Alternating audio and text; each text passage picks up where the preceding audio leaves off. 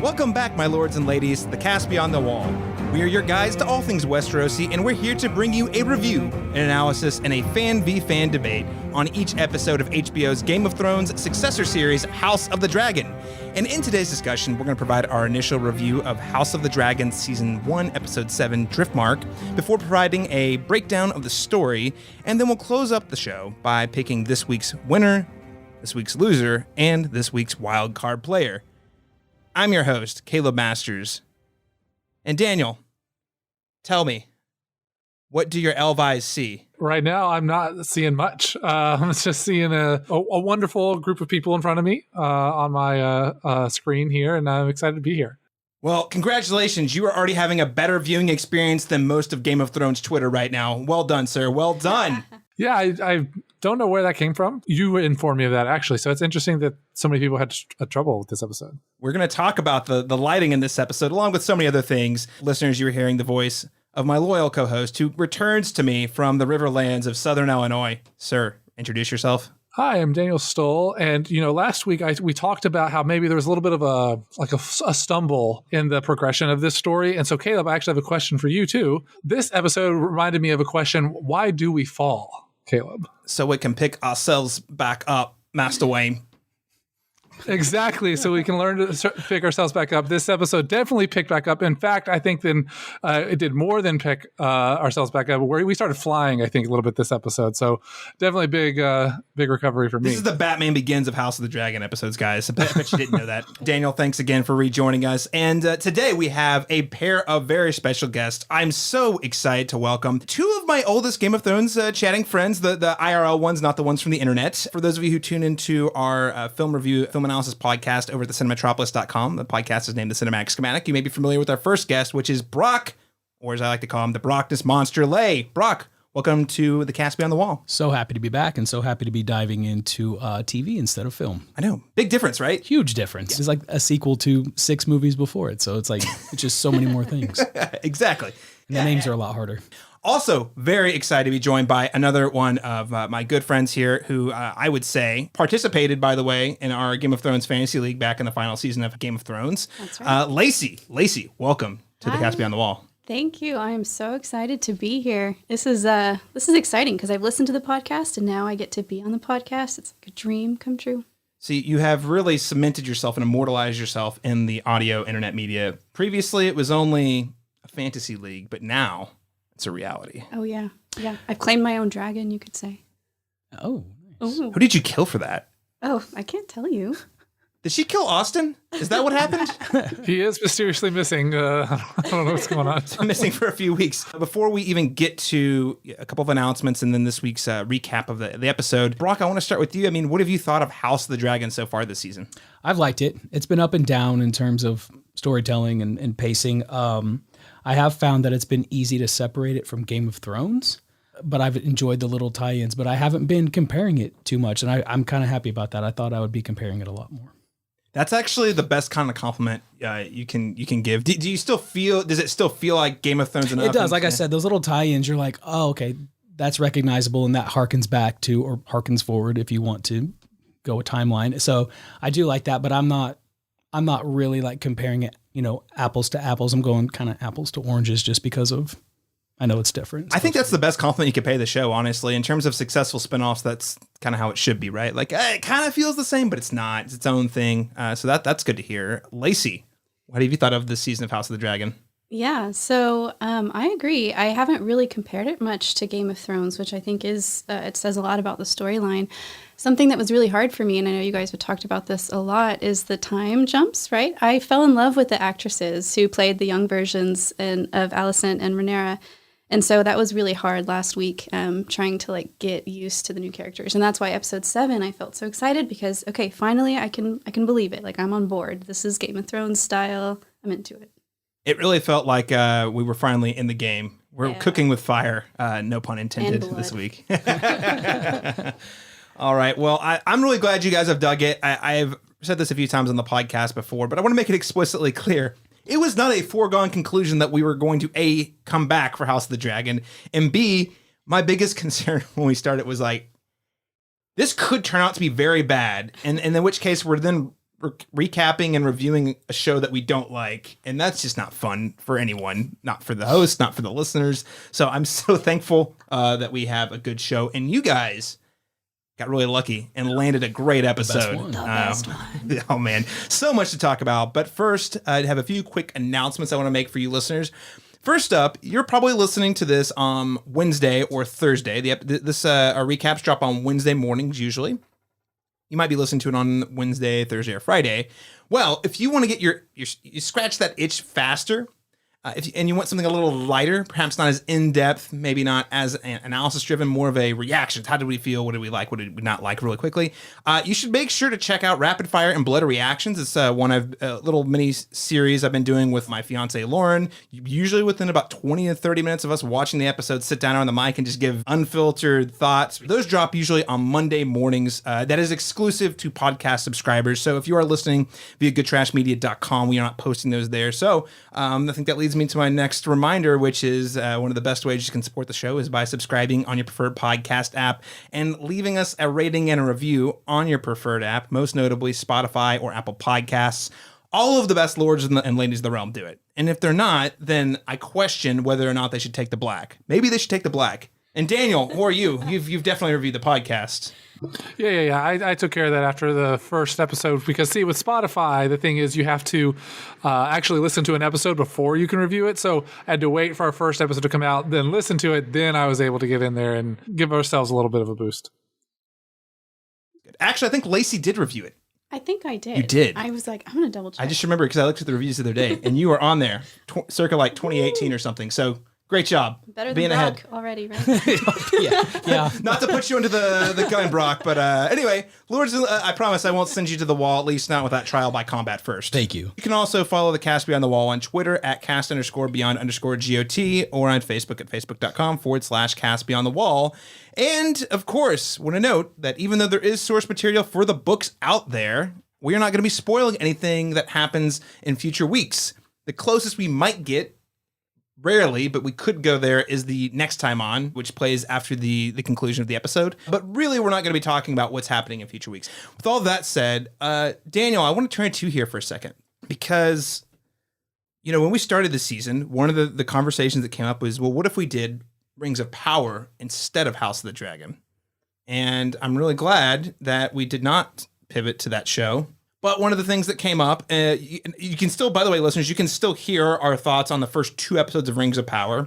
It's an episode that came out to subscribers earlier last month. But also, one of the things we discussed was the ratings battle in our preview episode. Who is going to come out on top in terms of Jeff Bezos' infinite money versus House of the Dragon, which has all the social clout? I just wanted to read some numbers at you, Daniel, and see what you thought. House of the Dragon, as we've noted previously, continues to have very strong viewership. More people are tuning in more each week than the week that came before it. So according to Variety, last week's episode, The Princess and the Queen, that was episode 6, brought in 3% more viewers than episode 5, which itself brought in 3% more than episode 4, which was the week before that. The ratings for House of the Dragon have been consistently, it's a snowball, slowly but surely growing. Pretty impressive, honestly. I really, firstly, most shows don't do that. They usually have a huge drop-off in the second and third weeks. So that's impressive. However, this past week, Nielsen, third party, I don't know if you guys are familiar with Nielsen ratings. I'm getting really into entertainment culture nerd stuff, but Nielsen ratings is a third party group who verifies the ratings. For a long time, it's what most television networks use to determine what shows got canceled and what shows got renewed. Frankly, if you really dive into the weeds of it, pre-streaming, it was a pretty archaic process that was a lot of guesswork. However, they do track minutes on streaming services, and according to their report, Rings of Power easily topped House of the Dragon's ratings in during the week of the Rings of Power premiere, August 29th through September 4th. Bring in 1.3 billion minutes viewed versus House of the Dragon's 781 million minutes. I have some thoughts on that, but first, Daniel, I just wanted to ask you, because this has been an ongoing conversation since the preview episode, we're doing Rings of Power check-ins. Do these numbers surprise you? There's a couple of things that do surprise me about it. First, as just a disclaimer, I don't know a ton about the Nielsen ratings and stuff like that. So I'm not super aware of how that all is done. I was a little surprised first just at the sheer number that when the House of the Dragon numbers came out, just the sheer number that it started with. I wasn't expecting that. I thought there would be some fall off from the way that Game of Thrones ended, and there's a lot of bitter taste in people's mouth of the way that ended. So I was surprised to see that. But the more I think about it, I feel like I saw a lot more marketing for Rings of Power than I did House of the Dragon. So that it was people were more aware of it. And I also think before you get into these shows, I feel like Rings of Power is probably a more considered accessible to like a larger audience. Like Rings of Power, like Lord of the Rings, right? Like you can go like that with your family and you can kind of watch that, whereas Game of Thrones is not a show that you typically sit down with the family and watch. So I think that is also part of it, is it's more accessible, but also the way that it's, and correct me if I'm wrong, Caleb, but the way that I read this as minutes viewed, to me is kind of a strange measurement, because Rings of Power had 2 episodes released on its first week, whereas House of Dragon only had the single one. So of course you're going to have more minutes viewed if you have 2 whole episodes to watch, whereas House of Dragon only have 1. So all that is to say, I am still surprised that both of these shows are having the numbers that they are having. But I think the most, like you pointed out, the most surprising thing or the most impressive thing is that House of Dragon keeps increasing in viewership. Yeah, it's funny you mentioned the marketing for the Rings of Power. I do think it was a good marketing campaign. I think Amazon did great. I mean, again, Bezos bucks. They had this thing has to succeed. Like they literally spent $250 million on the rights to make the thing, and then $1 billion on 5 seasons for the production budget. So they really need it to be successful. I thought the marketing was really strong. I mean, guys, I get Amazon packages that has Rings of Power on the tape. You know, like, so it was, if you are in any way engaging with Amazon as a brand, you are seeing Rings of Power. So I think you're right. They had a very impressive marketing campaign. But, you know, it's just interesting that you point out this is a great success story. We oftentimes compare one versus the other, but I think what we're seeing is both of these shows have been able to carve out a niche on their own and both be successful, because House of the Dragon, not only is it gaining ratings every week, but before it even came out, the new CEO of Warner Discovery, David Zaslav, sent out an email like the Friday before the premiere saying it was the most successful marketing campaign in the history of Warner Brothers. Granted, I know he had just taken over the company, so I'm skeptical of that, but it was a big kudos to the whole company. Like, hey, we reached more people than any season of Game of Thrones has ever reached with this House of the Dragon marketing. So the big thing I want to point out, though, is I still think it's a lot of spin, to your point, Daniel, because 2 episodes of Rings of Power in its premiere week versus 1 episode of House of the Dragon in its third. Yeah, I think it was the 3rd week then. Just not apples to apples. I don't know, Brock or Lacey. I geek out about this stuff. Any thoughts? I agree with Daniel, because a lot of people were upset with how Game of Thrones ended. And so they had a little bit of they were jaded, right? Mm-hmm. So maybe they were waiting for their friends or family to watch it. And then maybe, I don't know, oh yeah, it's actually a pretty good show. And then maybe I'll give it a watch, and then I can binge them, right? Because I don't have to wait for the weeks. So yeah, I don't know, especially after this episode. Ooh, I just feel like it's going to go even higher. Might be 4% next week. I agree, but also if you think about 1.3 billion minutes for Rings versus 781 for House of the Dragon, and there's the 2 episodes for the week, and then it's not taking into account the people who watch on the actual HBO channel. Right. Even if it's half of that 781 million, that's still neck and neck, but that's still with an additional episode. So it's almost like House of Dragons winning in my books. It's not that far behind considering the metrics that they're pulling. Yeah, and a separate one I didn't list here, and then the outline that came out, I think it was 2 weeks ago. Amazon was really quick, I think the week after the first episode's premiere, to be like 25 million global viewers. And I was like, oh, that's a really good spin, because ratings are typically measured specifically on the US, at least the way they're reported. They listed global. So I think Brock, I share your skepticism in the way the numbers are measured. Yeah. And I think if anything, it just goes to show that it's really, unless you are Amazon or HBO and have all this data right in front of you, it's very difficult to verify accurately like how much people are actually watching.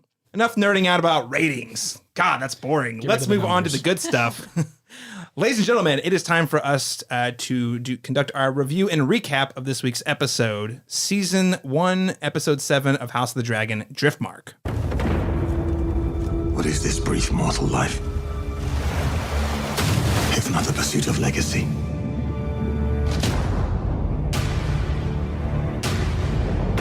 We play an ugly game. If you are to be a strong queen, your subjects must fear you. Fire is such strange power. Everything that House Targaryen possesses is owed to it.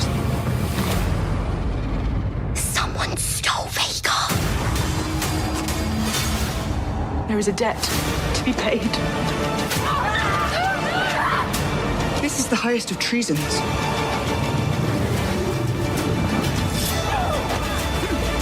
I promise you in time, you and I together will prevail. Now they see you as you are. So according to IMDb, the official synopsis for Driftmark reads, as the families gather on Driftmark for a funeral, Viserys calls for an end to the infighting and Alicent demands justice. So, guys, I know we're going to get to the good stuff, I promise, but I have one more logistical question I need to ask you. And it is, because I just want to get it out of the way because I feel like it's a bit of an elephant in the room. So you guys may recall the final season of Game of Thrones, The Long Night, the battle for Winterfell with the undead. And I don't know if do you guys remember a ton of people being real upset that they couldn't see what was going on? Was that any of you guys, by the way? Me, myself, and I, yes. Yeah. Yeah, a little bit. It's fair. It was not optimized. It was a problem. It was a big problem. HBO, I don't think it was HBO Max. It was HBO Go was definitely not optimized to stream the video quality they'd shot in. And also creatively, they didn't seem to think very hard about like, oh yeah, this is going to be broadcast on people's TVs. So maybe we should like tailor how we're making this thing for the channel it's being utilized in.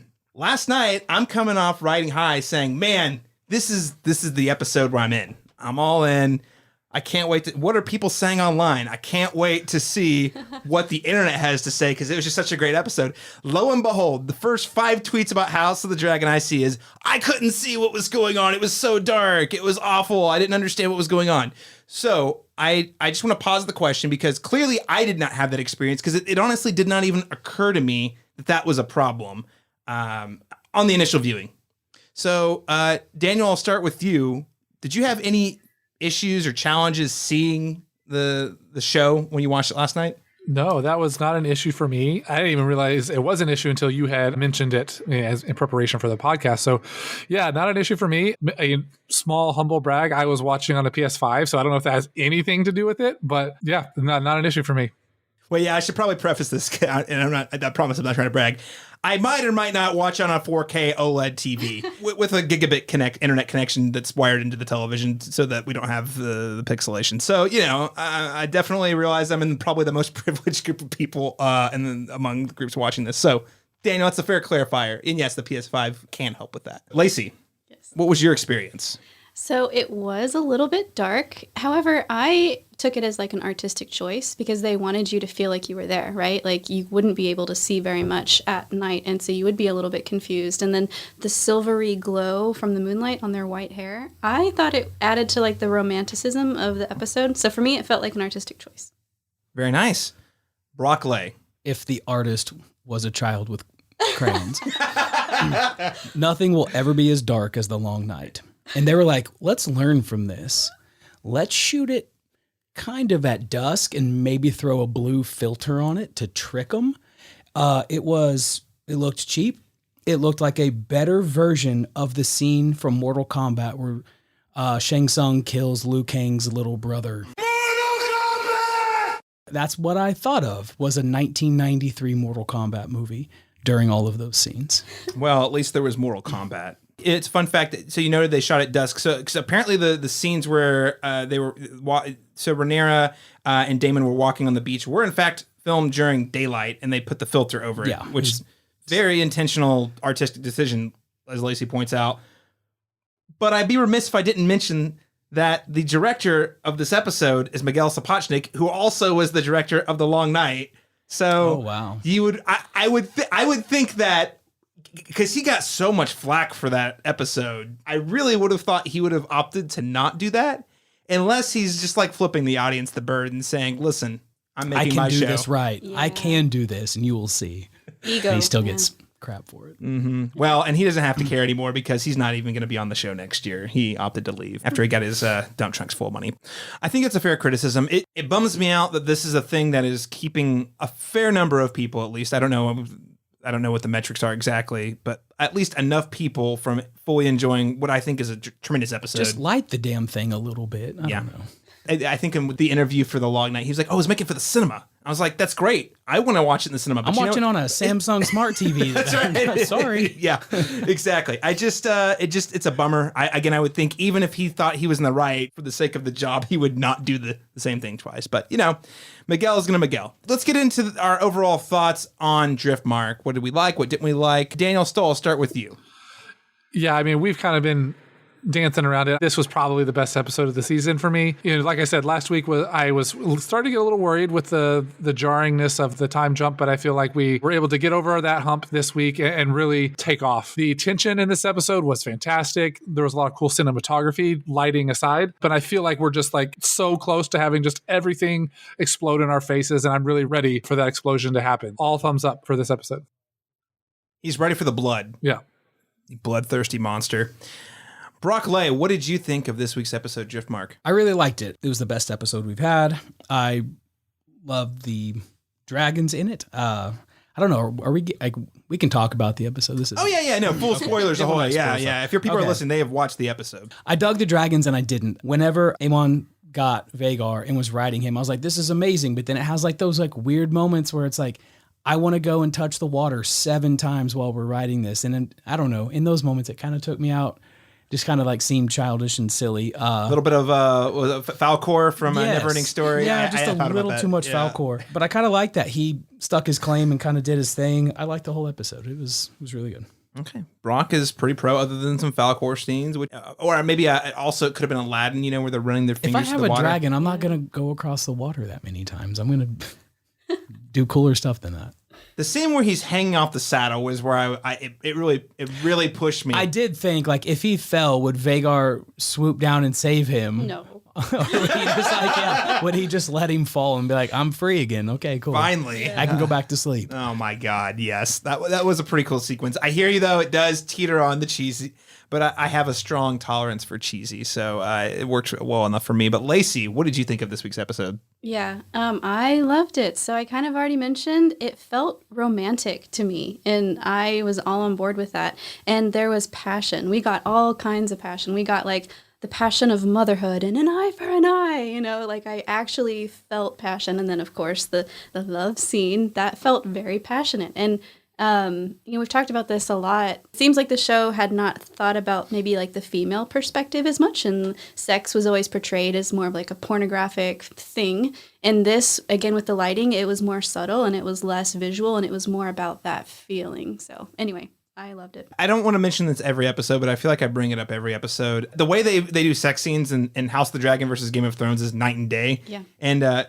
we joke about them not taking the feedback about the lighting, but like I think a pretty consistent, a couple pieces of just consistent criticism they got from the show was how they treated women and objectified women for the sake of forwarding your male characters sort of thing, but also just like how brutal and like pornographic the sex scenes were. Where the show is very sensual, it feels like it's all character motivated. Yeah, Game of Thrones was blood and sex, and this is a little different. And what's weird is Matt Smith, at the beginning of the season, like I think right before it started, they were talking about gratuitous sex and how they toned it down. And he was like, no, there's still gratuitous sex. And I was like, maybe he was like just throwing kind of a red herring out there because it's been super toned down. Yeah, it's toned down, and it's not that it's not there. They just, the way they shoot it, the way it's presented, and how they use it. It's not just, hey, they're having a conversation, just throw a sex scene in right there because you can. It's like, they went to a brothel, but there was a reason they went to the brothel, and then when they got in there, like they didn't have sex with just anybody. It was like a very character motive thing. For example, the brothel scene. Yeah. Everything felt central to the story whenever there's been a sex scene. Yes. True. Yeah. Yes. So anyway, kudos. Miguel may be striking out with lighting, but at least one of the lessons learned, because he did work on Game of Thrones quite a bit. One of the lessons learned, I really appreciate that they made that change. Yeah, I've already said it. I think this is the best episode of the show so far. When we did the time jump last week, I was really skeptical about why we did that, because we'd invested 5 episodes in the previous actors. They jumped ahead so far in time that those character arcs had played out. Not only have they played out fundamentally differently than I was expecting them to off screen. So you're really presented with an entirely different set of problems in the status quo starting last week. And I really was not a fan of that. I didn't think the episode itself was bad, but just in terms of making that decision for the season, I was like, man, they're going to have to really, really justify why you'd have us invest so much time in all these smaller moments that are fairly disparate and disconnected from one another. This episode, to boil it down, the sequence in which the families are all at each other's throats because Aemond has lost an eye, and just the tension that we get in that scene was the justification I needed. You understand why Alicent is acting the way she is. You understand why Rhaenyra is defending her children the way she is. All the character motivations really ratchet the tension up throughout that entire sequence. It was fantastic. It was very unpredictable. I didn't know how things were going to play out. Now, that obviously is not the only sequence that I liked in the episode, but in terms of like, holy cow, recreating that sort of loss of security that we felt from Game of Thrones. This is the first time on this show I'd felt that, where I was like, anything could happen right now. Anyone could die. Viserys could keel over. She could no, I'm serious though. That's at any moment of the any show. moment, yeah. So that's the big one for me. Number 2, I really did like the Daemon and Rhaenyra stuff. I thought that was really well done. I mean, again, so if we had just started last episode 6 was episode 1, it would have felt weird that they were rushing to that relationship so quickly. But because we had seen that they had those sparks in the earlier episodes, you saw those seeds planted. It really paid off and made that connection they had feel authentic and genuine and feel like real romance in a really Game of Thrones-y twisted sick kind of way with the incest. But so yeah, I think this is where we start to see the payoffs, I guess, is if I could sum it up. I know this is just the beginning of it, but it feels like, okay, if we can have more episodes like Driftmark, so to round us out for the season, I feel like the creative choice to make that leap may be justified. Listeners, now that you know how we feel about the episode, largely pro, let's dive into our scene-by-scene breakdown here. So I want to start things off with Laena's funeral, which really unites the rivals, all these different parties.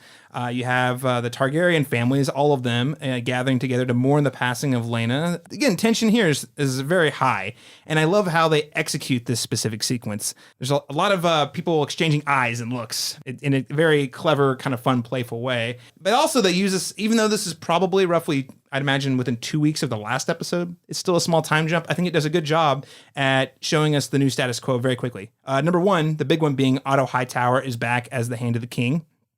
We see that Rhaenyra feels very vulnerable after the death of Sir Harwin Strong. And hilariously, Daemon seems to be the one who's the least fazed by the funeral. I think he's sad, but, he just is not taking it very seriously. That was one thing I was going to say about what story beats or characters stuck out to you. Daemon laughing at the funeral as the person giving it talks about how their blood must never run thin. And then he audibly laughs in his face at that. I thought that was a pretty weird, strange note to see that happen, but nobody really confront him or say anything in such a moment of mourning and the disrespect that he had in that moment. I love this entire sequence, that the first the funeral sequence and then the wake that kind of go back to back, because you have all these very, very small moments. Mm-hmm. How did you feel about the funeral sequence as a whole? Do you think it sets the new stakes well, Brock? I do. There was almost a little bit of foretelling. You can kind of tell that Viserys is kind of losing that luster for Alicent. As he's walking away towards the end,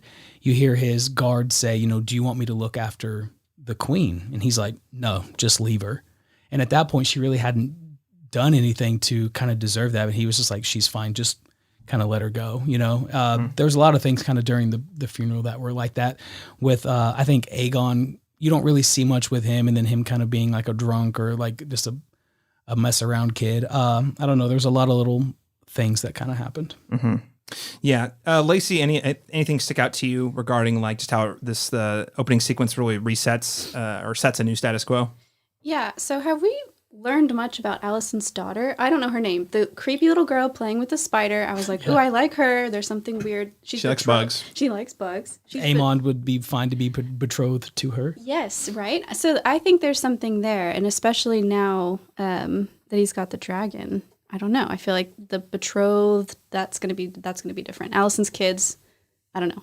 You know what I'm saying? I can't think of their names. Aemond and Aegon. I don't know the girl's name, but with Alicent, there's the talk of her possibly being the person that killed Harwin Strong.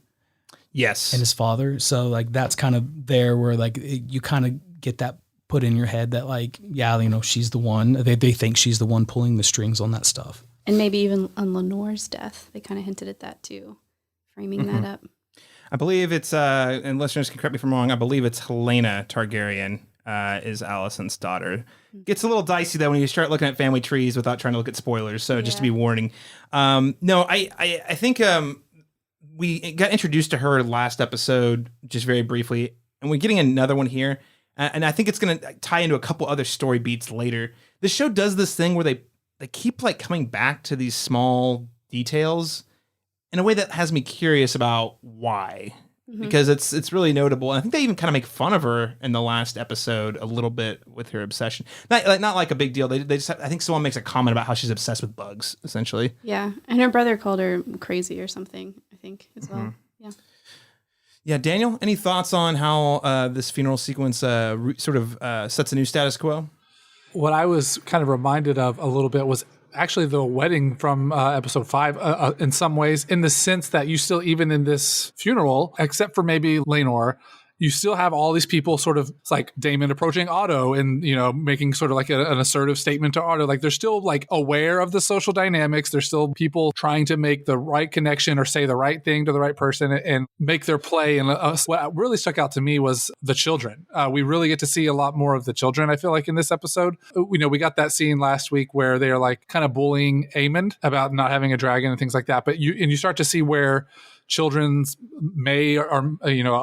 alliances may lie and kind of where their families as a whole are kind of siding. And so that really sets up everything else that happens later in the episode. And I just have to say, I feel really bad for Laenor. I feel like he's just lost like all these people that he's loved in the last like 2 episodes, and it really sucks. So that was really sad, but maybe I'm reading too much into this, but Corlys's reaction, like where he kind of like runs at his lover and is like, after he sees him crying, like I thought that was way obvious. I don't know if I'm maybe reading too much into that, but no, Corlys definitely made a scene. It was very odd because he go sees get your patron. Patron. Right. I was like, what are you doing? Like you can't, like there's already so in much. The cover, man. It's like, almost as known as Rhaenyra's kids aren't. Yeah, exactly. Yeah. Good point. So there's just already so much in the air about, you know, her kids. Like he's just like in a public setting, like, you know, making this a bigger deal. So those are like, from also what you guys said, like those were some of the things that were really like sticking out to me, is setting up for the rest of this, you know, that scene that we will get to later. I think it cuts the chains on Daemon once again, because he's been tied up, you know, for that long with, you know, having a new wife. He's been, it's almost like it was a play. He's like, there's one day where she won't be here.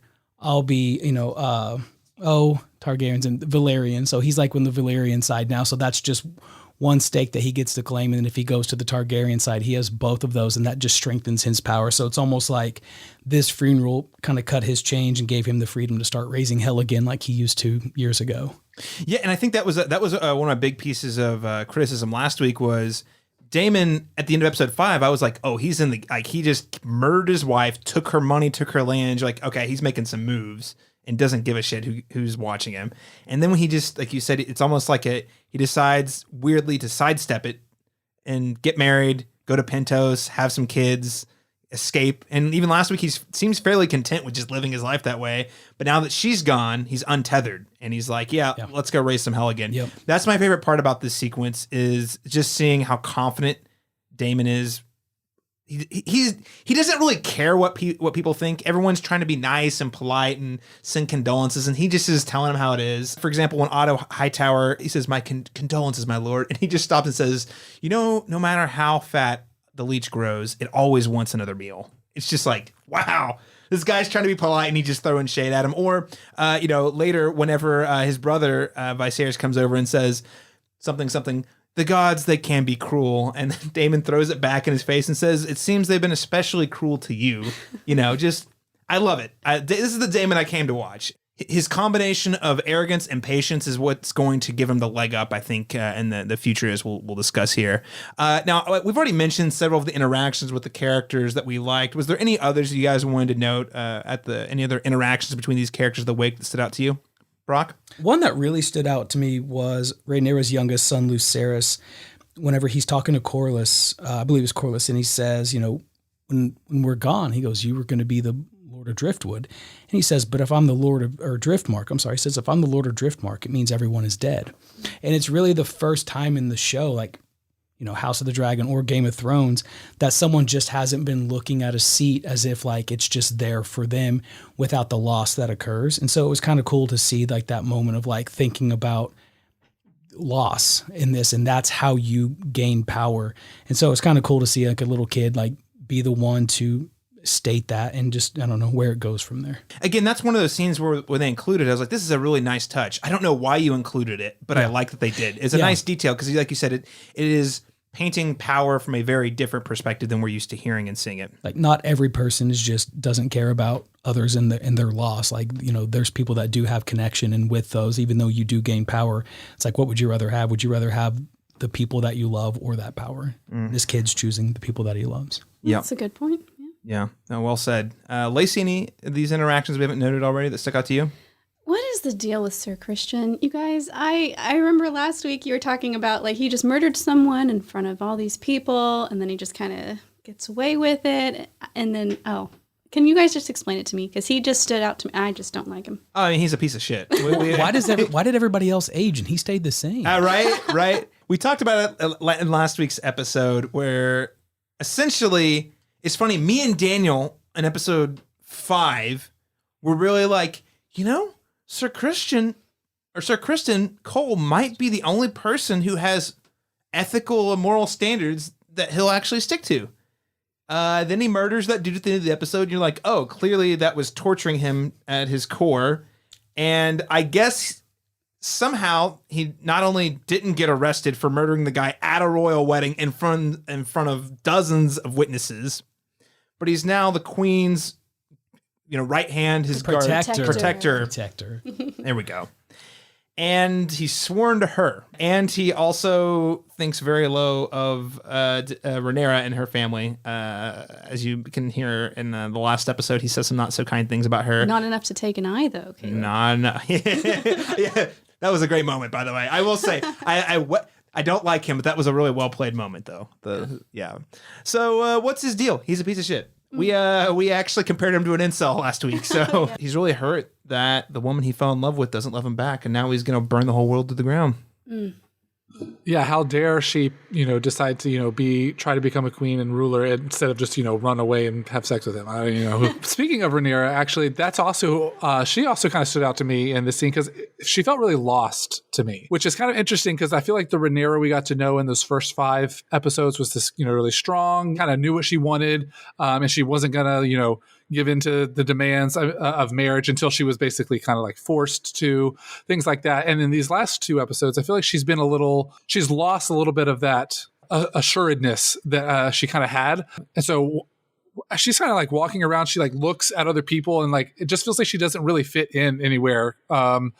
From her, at least that's how she appears to me, is like she feels like she doesn't fit in anywhere. So obviously, we'll talk about that, how that may be different by the end of this episode, but that was sort of what I gathered from her, is that she's really trying to find a place for her to like grasp onto something because, like everyone knows, what's going on with her kids, and that's a really dangerous place to be in. So she was really grasping, I think, for something to kind of bolster her up, and I think she found it this episode. But that was sort of how I read her in this scene.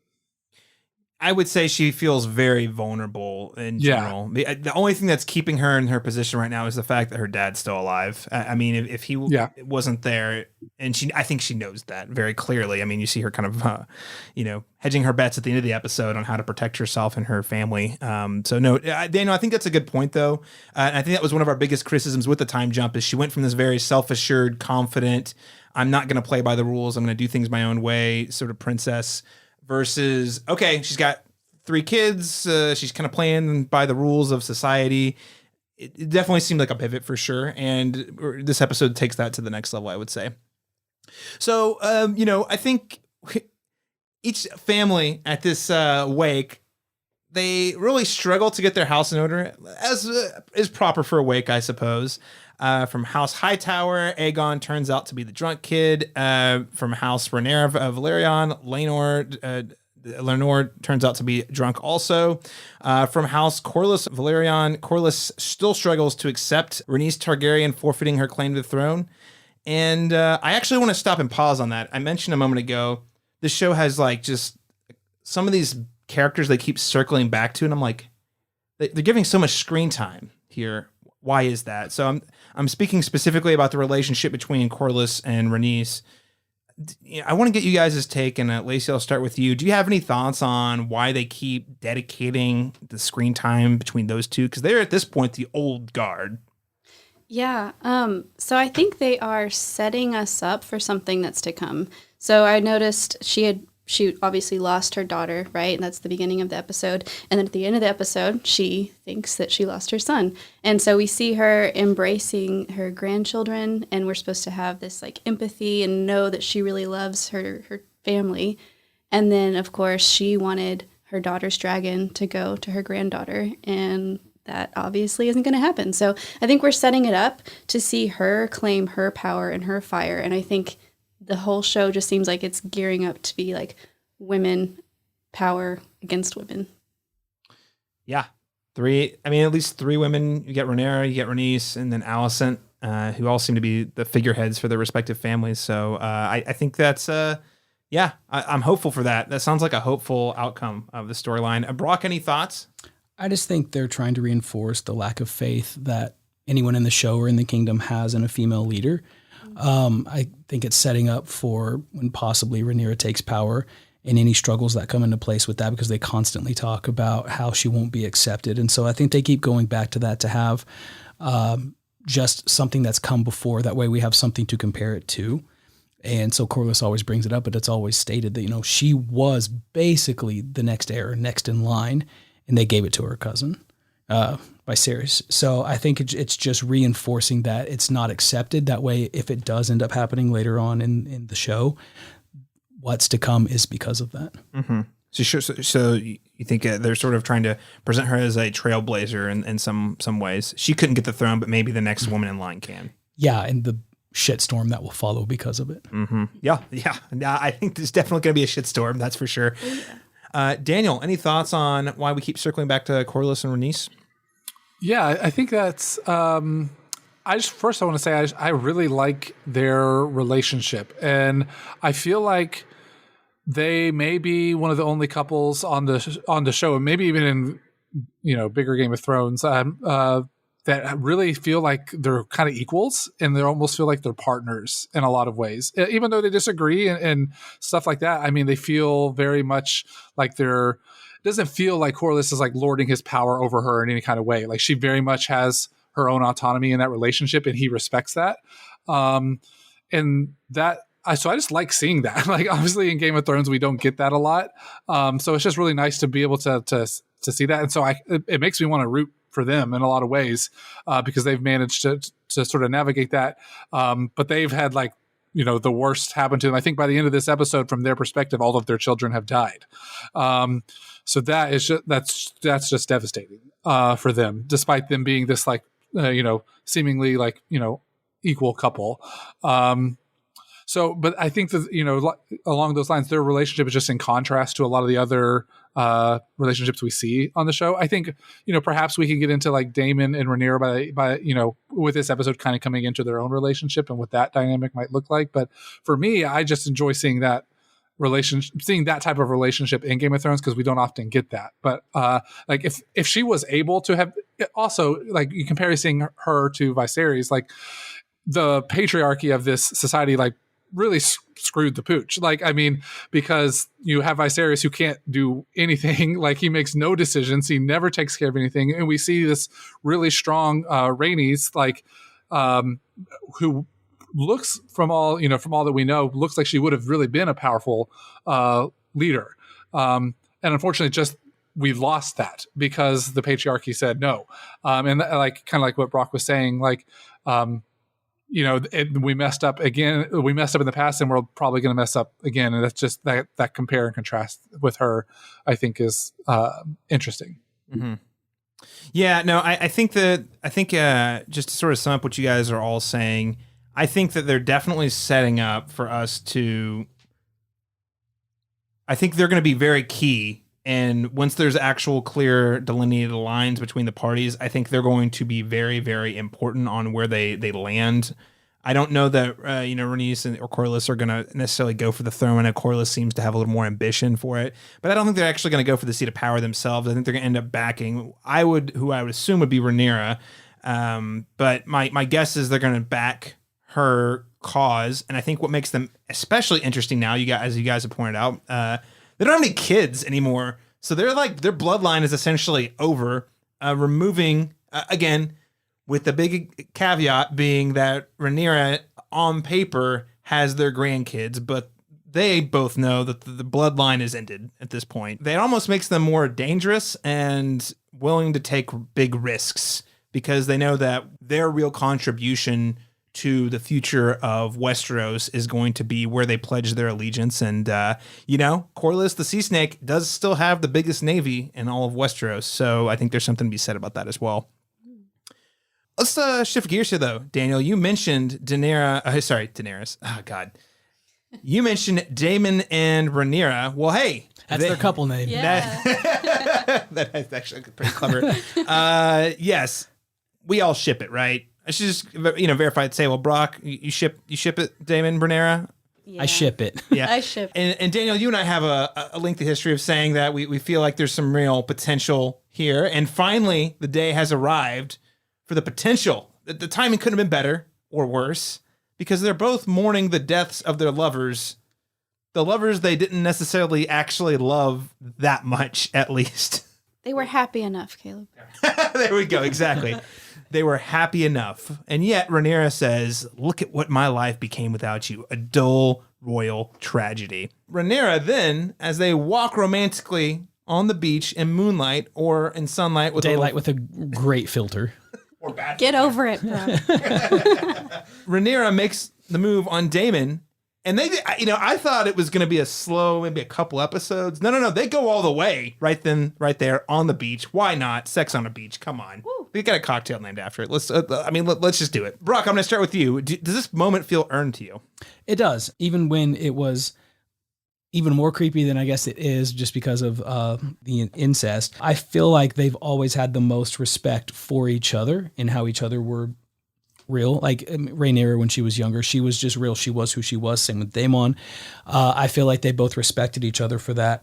And I feel like they've always been their true selves with one another and trusted each other. And so I do feel like it was earned. I do feel that there is an actual connection there and that it's real for both of them. I never thought I would say this, but I really enjoyed that incest moment. It was beautiful. It was definitely a top 5 incest moment in the world of Game of Thrones, yes. For sure. Lacey, what did you think? Was this an earned moment?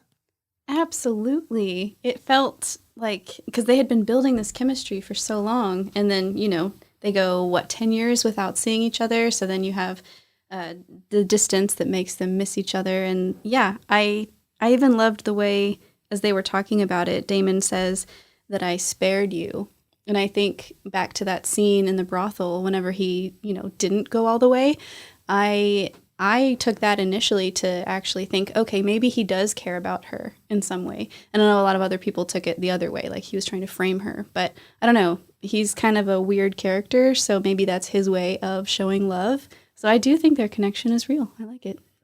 I'm glad you brought up the fact that we thought he was framing him. I specifically on the podcast hypothesized that he was playing her. I no longer think that. I mean, I guess I could turn out to be wrong still, but I don't know. After 10 years, if you didn't hatch your plan, I mean, is anyone going to remember she went to a brothel like 15 years ago? Sure.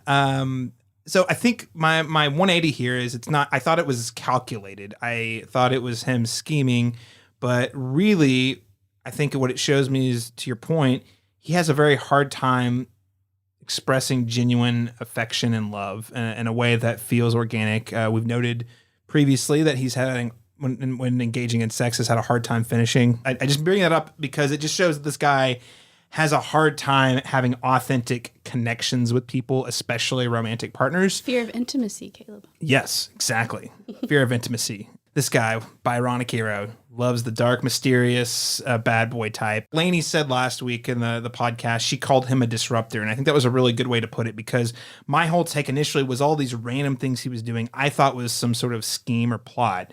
And I just want to take this moment to say that I think it was all driven by emotions because he liked to stir things up and upset the order of things just to see what would happen. This moment for me feels like it's really his character showing evolution, in fact, because he's able to let his guard down in a way that feels organic and true, because we've seen the sparks, but it's like almost like him accepting it. Even though he's a little resistant at first, he embraces it by the time it's over. Daniel? It was definitely earned in the way that they've built this up over the early episodes. And I feel like I really, really appreciated the way that this was handled too. Like, in that brothel scene, you have Daemon sort of being like this aggressive, like the one in power. But here it feels very, very genuine and organic and like tender. It feels like a very equal sort of playing field when they're together and they're able to be just genuine and real with each other. It's not something we get very often with Game of Thrones. So I'm really totally bought in on their relationship. Meanwhile, while this great romance is happening, Aemond gets the bright idea on, I guess, the night of his dead aunt's funeral day. He decides, I'm going to go claim her dragon Vhagar because I don't have a dragon. Now, I do want to pause really quickly and remind everyone, if you weren't familiar, because I do think the show left this a little unclear. Aemond does not have a dragon, as apparently the inventory on dragon eggs is a little low. This is why last week when Rhaenyra offered a dragon egg as a sort of a sign of good faith and trying to merge the houses, it was such a big offer. Hey, I'll give your next son a dragon egg, because Rhaenyra being the heir, her kids get first dibs, even though technically her kids aren't Targaryens. She makes that offering. It was a big deal. I just want to pause and say real quick, does anyone else feel like they've done a really poor job at explaining the dragon rules of the dragons in this show so far? Yes. I'm nodding your head, Lacey. What do you think? Yeah, no, I've been so confused, and I didn't realize that if you just jump on one that you claim it and nobody else can claim it. I didn't know that was a thing. Apparently. I didn't either. It did accept him. It did. I mean, it does get to choose. It was a bold, very stupid move, but he did do it. But, real fast side question. Would Aemond have burned being a Targaryen? Would it have mattered? I've wondered that too. Okay, so I'm glad you brought this up, Rock. Here's a fun fact. Okay. While Daenerys does in fact survive the fire in the end of season 1 of Game of Thrones, George R.R. Martin has said that was a one-off magical event. Okay. In the novels, and the show adapted it. The show Game of Thrones adopted the novel. But when they bring it back in the later seasons, that is actually not part of the George R.R. Martin mythos. So, you guys remember there's a scene where she brings in all the cows in the room because they're also sexist and they don't want to follow a woman, and she like locks them in the room and lights it on fire because she knows she's going to walk out alive. Yes. Mm-hmm. That gets into a weird territory where I don't know the answer to your question, and it's because it's murky. Because the Game of Thrones television show has established that seems to be the case, that Targaryens would survive fire. You even have seen, I think it was in episode 1 where you see Viserys running his hand through flames. Mm-hmm. And I think even his wife was in a very hot bathtub in that first episode. The novel rules is he would die immediately. Okay. But this is the show rules. And again, I don't know if they've done the best job, especially in this show, outlining like what's possible. So, okay. That was a good question. It is a great question, though. I didn't know if that gave him the false confidence to continue. Well, to go with the confusing dragon rules too, like then is there a difference between like fire and like dragon fire? Like, yeah, that's what I was like. Maybe it's dragon fire. Is there like a difference there? So yeah, it definitely is confusing on exactly like how the dragon stuff all works. So to clarify, distribution of eggs, murky, fire, dragon fire to Targaryen skin, murky. Yeah. Okay. Both are very murky. Murky. Like for example, I didn't realize that they didn't have enough dragon eggs to give out until it came up last episode, and it wasn't even we're out of dragon eggs. It's we're gonna give you one of our dragon eggs, and I was like, I guess they don't have enough. Okay, mm-hmm. This is probably the one time where I need the Rings of Power writers to come over and write some 5-minute monologue about the dragons and lay out the rules in some glorious monologue that has no other real purpose. But it would be helpful a little bit if before he died, Lionel Strong could have been the audience surrogate, but like, what do you mean we don't have enough dragon eggs? Because he's the hand of the king and he just learned it, and then someone explains it to him. I don't know, just something like that. Very nice, like calligraphied map, like just unroll the parchment and go through it. Just please help us. That would be nice, and that could also tie into real world issues with like biodiversity and climate change and like yeah. losing species, because we see there are no dragons left when, you know, in Game of Thrones, and that's why it's such a big deal. So I don't know. Yeah, they could have had a missed opportunity. It is a missed opportunity. Now, we do have more, at least a season 2 of the show coming, so they could explain it later, but it doesn't help us out in season 1. So anyway, thanks for clarifying that, guys. Clarifying, and that we all agree that it is not clear. Yeah. I have to ask, Daniel, I'll start with you. Did you think Aemond was going to successfully mount this dragon?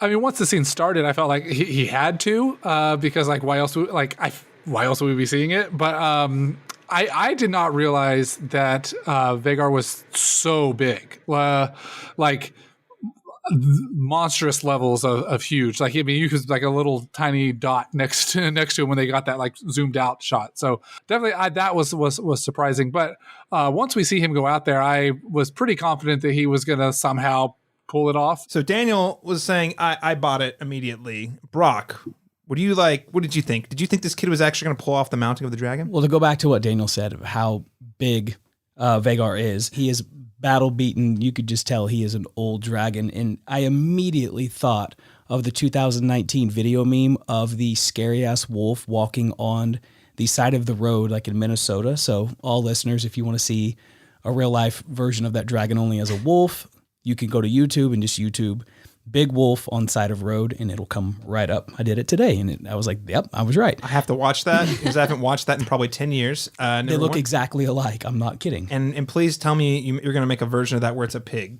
Yes. Yes. Did I think he was going to do it? I actually didn't, because Vhagar was not having it. You could see him raise up. You know, he was building the fire up in his throat. I made a mistake of just leaving my subtitles on my TV, and he was growling. And then at one point it says, Vhagar purrs. And I was like, oh, he's purring. He's totally going to let him ride it. Oh, no. So my subtitles gave it away that he was going to allow it, because instead of growling, he purred. And then I was like, he's enjoying this. Purring always works out. Subtitles spoiled it for me. I didn't know dragons could purr. I didn't either. Like, I think dragons are more like big cats. They must have had the Stranger Things subtitler on. Thanks a lot, guys. Yeah. Oh man. Lacey, were you like, yeah, this kid's gonna make it? No, and honestly, I was hoping that he was going to fall, and here's why, okay? Because Game of Thrones is known for having you kind of get connected to characters, think maybe you know what's going to happen, and then they just die, right? So I was hoping maybe this will be that moment, and that kid, I mean, we kind of had empathy for him at the beginning, or not so much now. At least I still do. I still do. You? Okay. I still do. All right. I'm on the fence. But anyway, no. You guys are was more surprised. generous than I am. Holy cow. Yeah, I was surprised. Okay, well, so Brock, we're going to just jump right into this, you having sympathy for Aemond here. I just want to point out, I actually thought the kid was going to roast, and it was going to be the impetus for a different sort of family dispute. But yeah, I'm glad you mentioned, Daniel and Brock, that Vhagar's size. I believe Laena said in one of the previous episodes that he is the biggest living dragon that they know of. Aemond walks away with the biggest guns, Yes. for sure, at the end of this. So Brock, let's peel this back, though. You have sympathy for Aemond? Tell me why. I do. You could tell that since he didn't have a dragon, all the other kids looked down on him, made fun of him, gave him a pig with wings, and so It's true. They were being shits. It's true. yeah. I mean, he's pretty young, so after all that, he's like, I can't be made fun of anymore. What do I have to lose? I would rather attempt to claim this dragon as my own and have some sort of power. That way they can no longer, lord over me with what they have. Now he has the biggest one, and he came back and she was like, that was mine to claim. He's like, you should have claimed it, and then First come, first serve. I understand what then happens after, but I mean, he's a child, so he's going off of what he's heard. He's angry. I don't know any kid that wouldn't just shout just the meanest thing they can think of, especially to your family, the people that you feel most comfortable with and you're around the most. That's who you're most vulnerable with. And so he just shouts at things that makes them hurt the most. Does he hit the kid with the rock when he pulls it up? No, he threatens him because that's all he knows, because that's all he's ever been done is been bullied. So he's just kind of reversing the tables on everything that's happened to him. So I have sympathy, and I'm like, damn, Aemond's kind of a badass. Like, he's taking what he wants, That way nobody else can, shit on him anymore. And I kind of dug it. Okay. All Okay, right. I would be more on board if it were against his brother, because his brother is the turd, right? Who's been Oh yeah, egging him on. Aegon's. That's the thing. Aegon's the ringleader, or at least appears to be the ringleader in terms of like the hazing.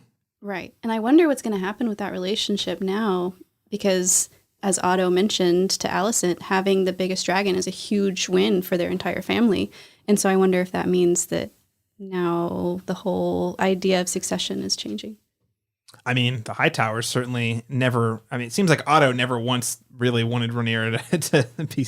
No. I think he only wanted her in that position so they could push Daemon out of the role of heir. But the second, I also think he assumed that she would be easier to control, is my guess. Yeah.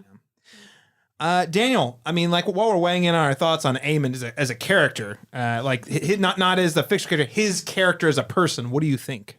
Brock raises some good points. I think that, he was being shitty, but like they were all being shitty. From the episode we had last week, they were really cruel to him. So it makes sense that as a child that he wants to get back at them or whatever. And I think we kind of saw him as this like meek little kid. And this claiming of the dragon has provided him with a lot of confidence now in himself and his ability to like stand up for himself. I'm sort of, I guess, on the fence with his character while we're talking about this. I do think that like out of all the kids, like they were all actually pretty well acted, but I feel like Aemond's kid actor did a really great job and really selling that sort of like that character for me. So yeah, I'm definitely on the fence with Aemond. I could get behind him, but kind of going with what Brock was saying too, like I feel like Alicent has that's definitely where he heard that Rhaenyra's children aren't hers, and he kept looking at her, and Alicent's sort of fed him this stuff too, and maybe Otto as well. I mean, we don't know how much Otto's been able to interact with him since he's been gone, but definitely looking forward. So yeah, I'm on the fence. I can have some empathy for him, but also be like, yeah, but you're kind of a dick too. I'm waiting to see more from him before I like fully decide how I feel about him. You all have persuaded me to be at least a little more empathetic. He is a bit of a product of his environment, as in he was bullied by the other kids. His mom, I didn't think about that, Daniel, Alicent, has totally been filling his head full of all sorts of like rumors, and just the way you hear her casually talk about Rhaenyra's kids in the last episode, you know that she's just saying that sort of stuff all the time in front of her other kids. I guess I can give him a pass in that way. And it is kudos to the kid who says, you know what? I've been dealt a bad hand. I'm going to figure out how to change that. And he's bold. So, Brock, that's a little better with me now. You genuinely have persuaded me to be. I still think he's kind of a shithead. And when he starts trash talking him, though, he's like, yeah, well, your aunt's dead. I know she just died, but I took her dragon already. What? It was like. You gave me a compliment and then you tried to take it away. No. I'm saying you won me over in that he was bullied. He did his best to take control of the situation by doing something that was a little irrational, but it's especially for a kid, that's actually really admirable that he was that brave. Well, for a kid that never really stuck up for himself to climb on the biggest dragon you could possibly find in the land and ride it, I mean, pretty bold. I admire that. Still, when he starts trash talking to his kids, I just like roll my eyes. That said, though, kids will be kids. And sometimes, when you run with scissors, or in this case, daggers, you lose an eye. Once the adults arrive and try to sort it out, this really turns into a game of he said, she said, with Viserys just ultimately having to decide what to do next. But God, he is just like so over it. The kids are arguing, the parents are arguing. He's just like, all right, shut up. You tell me what happened. You tell me your side of the story. I gotta say, guys, this entire sequence, as I mentioned at the top of my review, this was so intense because I thought we clearly were Alicent's wit's end, but we also see Rhaenyra going into the most defensive position I think we've ever seen her in, trying to defend her family. So you're like, the knives are out. I mean, literally, the knives are out. But like anyone. I thought for a moment even Viserys might get stabbed and taken out, and once he goes, as we've already mentioned, like it's all hell is going to break loose. So I'm kind of curious, Brock. I'll start with you. I mean, what made this particular sequence so compelling from your perspective? Fantastic sequence from the beginning to the end. It was just powerhouse. You finally see Alicent lose it. not only just in what she does to Rhaenyra, but also questioning the king and saying this is not enough, and also like just questioning his power, kind of almost talking down to him, trying to get him to do something that's like something you haven't seen since Cersei, kind of like just having no regard for anybody but themselves and their children and demanding something. But the one that I thought was the most powerful was at the very end. You see the division. And you spoke to it a while ago. The Velaryons are with Rhaenyra and her kids, and you see Daemon walk over to stand with her. And as it shows that, then it shows Alicent with Sir Criston and her kids with her kid. They don't have as many people, but now Aemond has the biggest dragon in the land. And so throughout this entire sequence, I even thought about this, and I wrote it down. At this point, I have no clue who the protagonist is in the show and who the antagonist is. I don't know who I'm rooting for. I don't know who is right and wrong, and I don't know who has what motives and who is saying what. So I have no clue. Do I like these people or do I hate all of them at this point? And I'm still figuring out who's the good guy. And so, and I think that's why it's such a powerful scene, is because you still don't know the motives of everybody as they're going through this entire thing. You don't know what's really believable in what they're saying and if they're just angling for something. And I'll leave it at that. I know I'm rambling. No. You're not rambling. I think that was really well said. I love how you laid out how you're not sure who you're supposed to be rooting for. And I think that's what makes, that's what made Game of Thrones so powerful. Yeah, we root for the Starks, but honestly, even in the later seasons, the Starks were pretty questionable. It's everyone kind of has their own angle they're playing at, and we kind of generally latch on to different characters. I will ask you though. I mean, at this point, we're only 7 episodes into the first season. Is that a feature or a bug? Do you like that you're still trying to figure it out, or are you more like frustrated that you don't know? No, I liked it. It was because even Rhaenyra as a kid, whenever she was kind of just arrogant and just against everything, it was kind of weird to figure out what her angle was too. I feel like at the end of this episode, I feel like it made it more clear, because like it was the huge bait and switch. And so I was totally against her. I was like, okay, she's the antagonist. And the end of the episode, you're like, holy shit, she's not. And so it was, like I said, from the end of this scene till the end of the episode, 12 minutes, I was like shifting up and down in my alliance and who I was siding with for the rest of the season and what was going on, and it was just fantastic. It was fun. It was the most fun 12 minutes I've had of TV since Stranger Things. Feels like Game of Thrones though. Since Master of Puppets. Yeah. I mean it was fantastic. Oh man, Lacey, what did you think? Yeah, I agree with everything that you said, Brock. And honestly, whenever Alicent finally snapped and lost her shit, I think from my perspective, it was like she finally realized, okay, I've been playing this game by the rules this whole time, and that has gotten me nowhere. Clearly, the rules of this game do not matter. And it seemed like she was finally going to just take the power into her own hands. And so, and that's kind of what Otto talked to her later on about. And like, she was expecting him to come in and to like scold her for losing her appearances in front of everybody. And she mentioned that everyone's talking about her now and thinking that she lost her mind. And so you can kind of see this picture being painted. And I was definitely getting some Cersei vibes from her, like that mama bear energy of being protective. So anyways, yeah, I thought that was really great. And then to have her draw blood on Rhaenyra, that was a really powerful moment.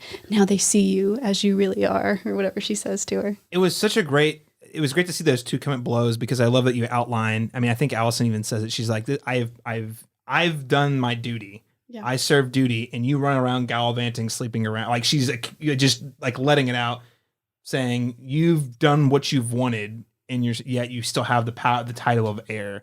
I'm done with that bullshit. Like this is, you're the problem, I think it also speaks to something we talked about with Lainey last week, which is it is very unfortunate that these two women who were once friends, because of the way the system is set up, are now pitted against each other. And it's so much deeper than just the two of them. At this point, too, it runs to their kids are in on. In fact, the kids were the inciting incident that brought the families to the brink of war again, with Viserys literally being the only thread that is keeping these people from going to war. I honestly think. Yeah.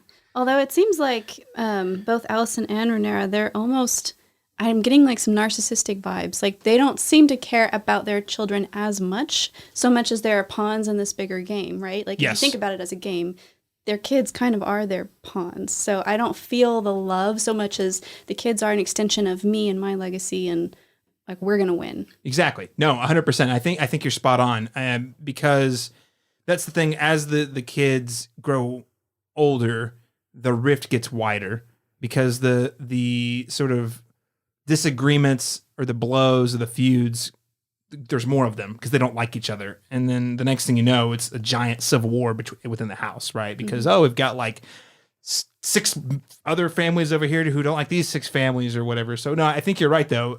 In the minds of Alicent and Rhaenyra, it is definitely self-serving because Rhaenyra still really wants that throne and Alicent still wants to retain her power and she thinks that she's owed it because she's put in the work. Mm-hmm. Daniel, any thoughts about this particular sequence? What made it maybe so compelling? Yeah, I mean, you guys have nailed everything. I think that, the tension and how much the whole time I was just like, what? Like, anything can happen. What's going to happen? The feeling was really there.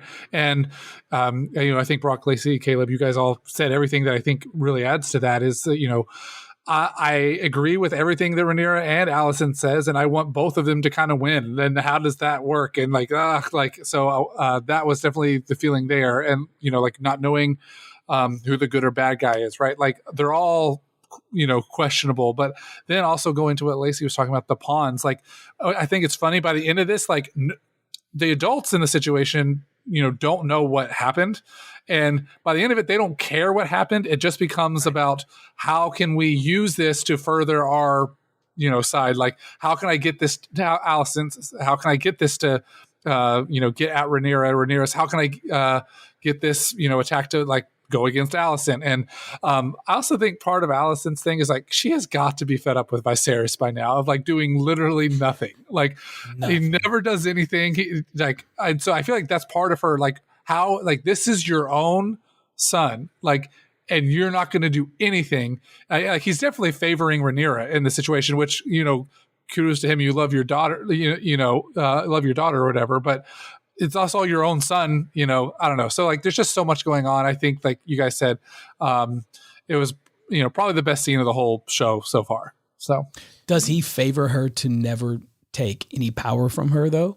To like, to make her seem like she's right or strong? Is it one of those things where he never wants to undermine her to always still kind of give her that power for when she does take over? And it's like a mind play. Is it also because he misses his first wife and now she, because he made that comment about, what was it? Like torturing because your children look like your mother, the gods can be cruel, So I don't know. I think there's a lot tied up into that. Yeah. And I think the other thing I'd add into it to Lacey, along with what you're saying there, Brock, to your question, this has never been explicitly said, but my take is you notice how good Viserys and Rhaenyra are after the 10-year time jump.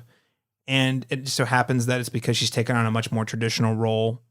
I think he gives her a pass for a lot because he knows that what her original younger ambitions were. And he almost gives her a pass because he's like, well, yeah, but she did all this stuff that I wanted her to, even though I know she didn't want to do it. So I can't take away the heir. Now,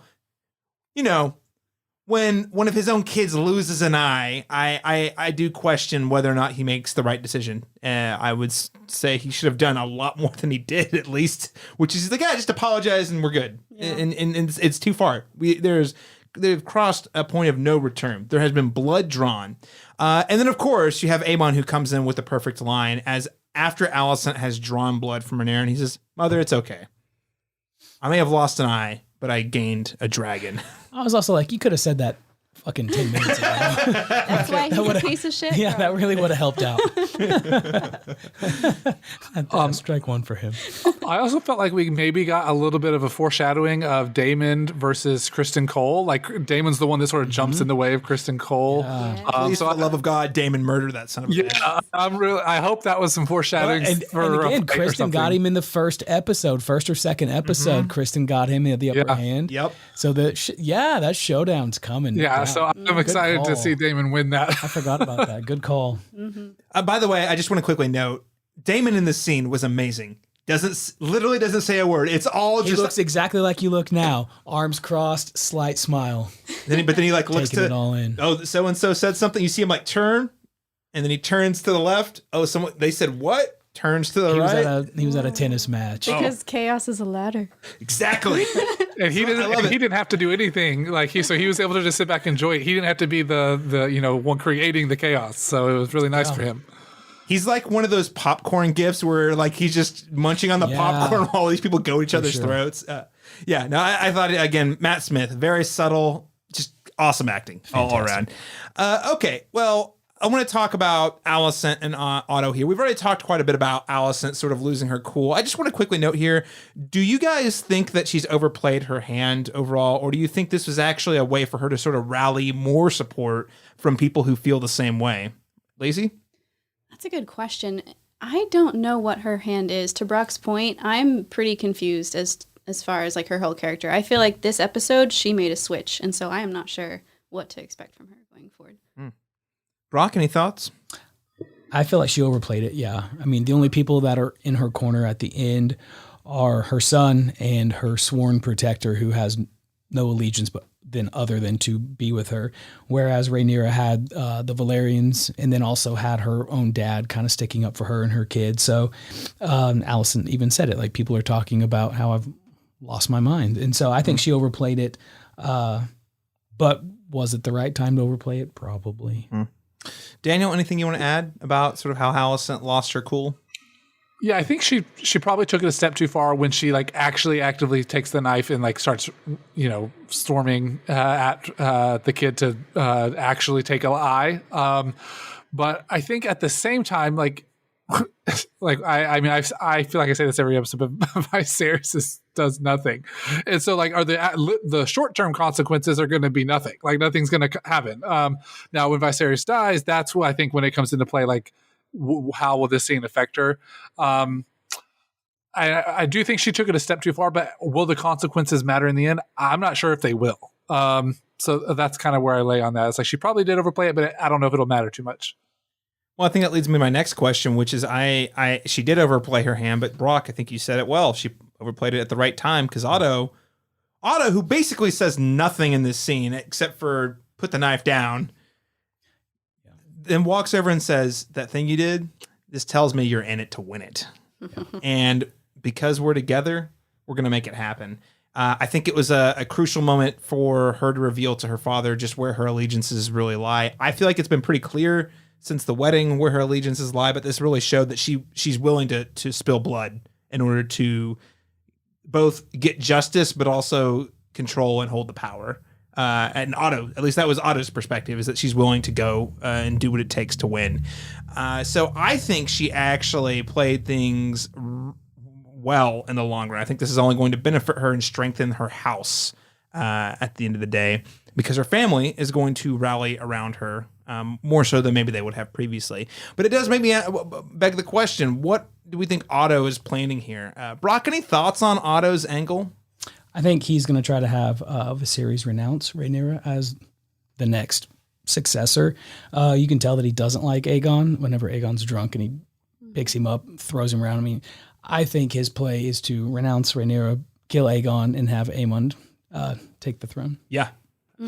Good call. Yeah. I love that. I think I was just thinking about that as we were talking about the dragon claim. Originally, we even saw last episode, Alicent was telling Aegon, you are the one who's going to challenge Rhaenyra. But no, I think that Aemond proved himself as the more viable candidate by Aegon's a mile. More worthless than Viserys is, and that's saying a lot. Mm-hmm. Between getting drunk and masturbating out of windows, just what a life. What a life. Lacey, any thoughts on what Otto Hightower is planning? I agree with you, Brock. And that moment, whenever Otto grabs him and he's by the sea and he's drunk, I was thinking, is he going to push him off? I don't know. I felt like there's some tension there. So, there's no rules in this game. That's right. I mean, that's the thing. There aren't really any rules. As long as you hold enough power, there aren't really rules. Right. How can we forget that Joffrey Baratheon was the king for 3 whole seasons somehow? Daniel, any other thoughts about Otto Hightower? Yeah, I mean, I think that's it. I think he definitely, after seeing the way that Aemond held himself during this, I think that's the person that Otto wants to put into position, which means that Aegon has to be gone somehow. So that'll be the next plan. I think the only kink in that plan is I don't think Alicent's going to be on board for that plan. So we'll have to see how he manages that. But that is her stepson, though, right? No, Aemon's her son, or Aemon is her son. Aegon. Sorry, Aegon. You're right. Correct. Sorry, mistake. Yes, sorry. Aegon is her. No, he's her son. Because she's played by the rules this whole time. Yeah. You know? Thought it was her stepson. No, that's a real son. Okay. I think. Yeah. You gotta watch out for those L names and those A names. Gotta rewatch this damn season already. Jesus, I was doing good. No. Thank you for the correction. I need that. So we ask this question every week, Brock and Lacey, and I want to get your fresh takes. Lacey, I'll start with you. Viserys, how is he still alive? Okay. Beyond that, how many episodes do you think we have left with Viserys? Because every week we're like, oh, this is the week. He's not going to make it. First of all, I just want to say the power of bloodletting, Caleb. It works, I guess, right? That's the only message. Leeches. That I've gotten. Yeah. No, I don't know. He's got to be gone in the next episode, right? I mean, how many episodes are left? 3. Okay, yeah. We need at least 2 episodes without him, please. That's my hope. So next episide. Yep. yeah, I thought. Oh, go ahead. Well, I was just saying, I said that exact same thing last week. So I'm pretty sure I said he's got to be gone next episode, right?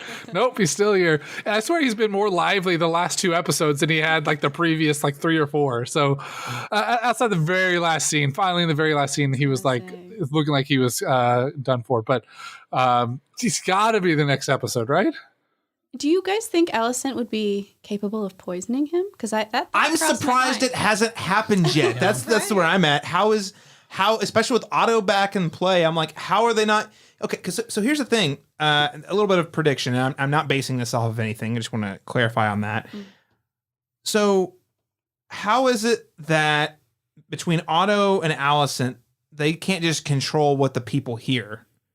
Because Viserys, I mean, yeah, he's got people he talks to, but I mean, the Hand of the King and the Queen have quite a bit of sway in terms of presenting how the king is seen amongst the people and amongst even like people who report to him. I just think it's crazy that he somehow has been here for 10. Not only did the sickness not kill him for 10 years, but someone didn't either assassinate or like take over his power because he just seems so weak.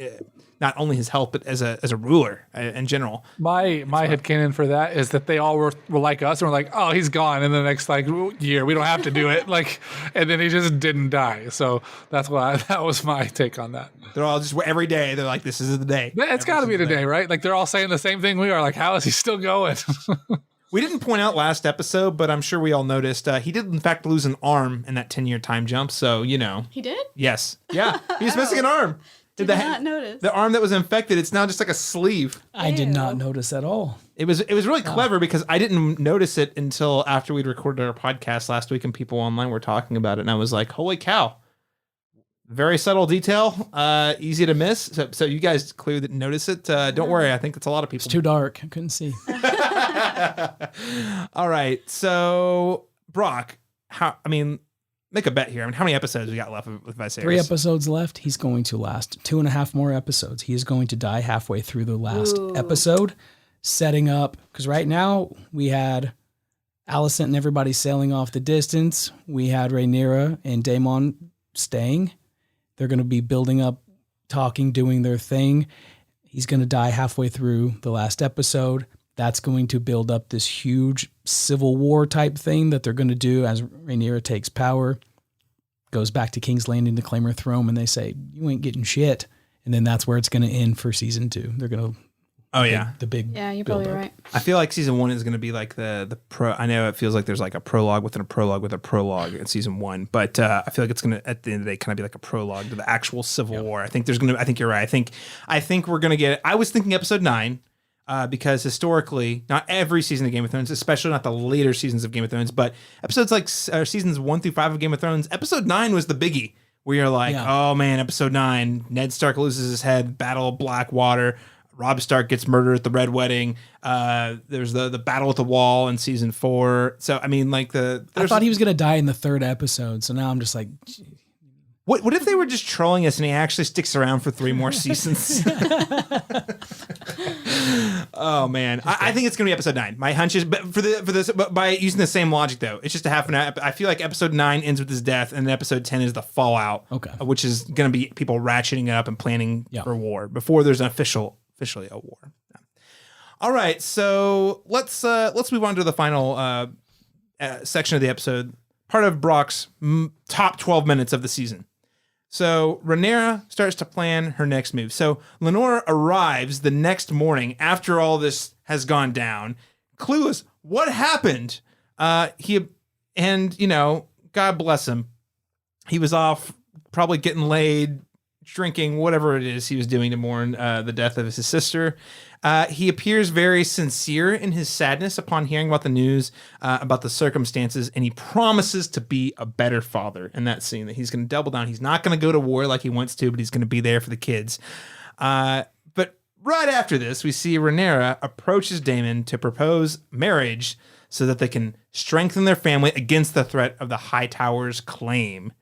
And in order to follow through, there's only one option forward, which is Laenor must go.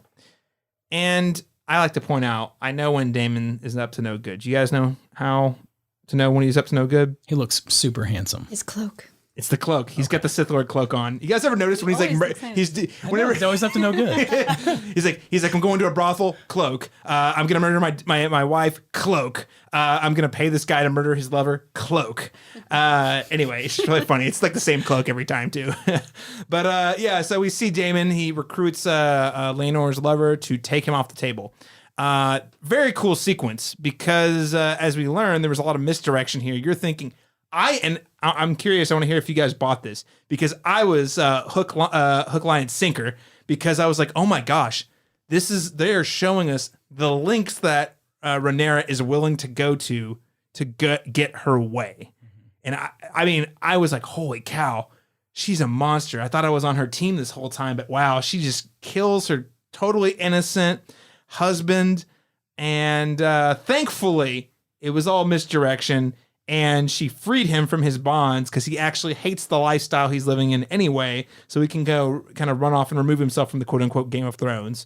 So Brock, I want to start with you here. I mean, how effective was this misdirection regarding Laenor's assassination? And did you buy it? Totally bought it. And that, again, goes to who am I rooting for? And then at this point, I was like, oh shit, I'm on Alicent's side. Like, this is crazy. Then at the end of the episode, I was like, oh wow, that was pretty selfless and super cool. Rewatching it the second time, she's having the exchange with Daemon and she's talking about Targaryens with fire and about how that's like, part of their lore and their history and their future. And then she talked about the sea being an escape, for his family. And you don't think about it. She thinks she's like just telling a story, but then on that second one, you're like, she was totally just setting up what they're going to do for Laenor and how he's going to get out of there. And so, I don't know. It was fantastic. It was, I don't know, just one of those moments and you see him get in that boat and you're like, wait, is that, oh, wow. Wow, that's Laenor. He got a get out of jail free card. Got to go with his, with Carl, his patron or whatever, lover, his close lover. And it's just one of those, like, she wants what she wants and she knows that he's tried. Like, has he been great? Not really, but he's had good intentions and he's tried to be a good person. And I don't know. I dug it. It was super good. She does have that moment earlier in the episode where she says, you're a good, honest person and a rare, like, well, he says, I hate the gods for making me this way. And she's like, I don't. Yeah. Mm-hmm. It's just, she's still a good person despite showing nothing there. It's, I don't know. It's crazy. Lacey, what did you think of this specific sequence at the end?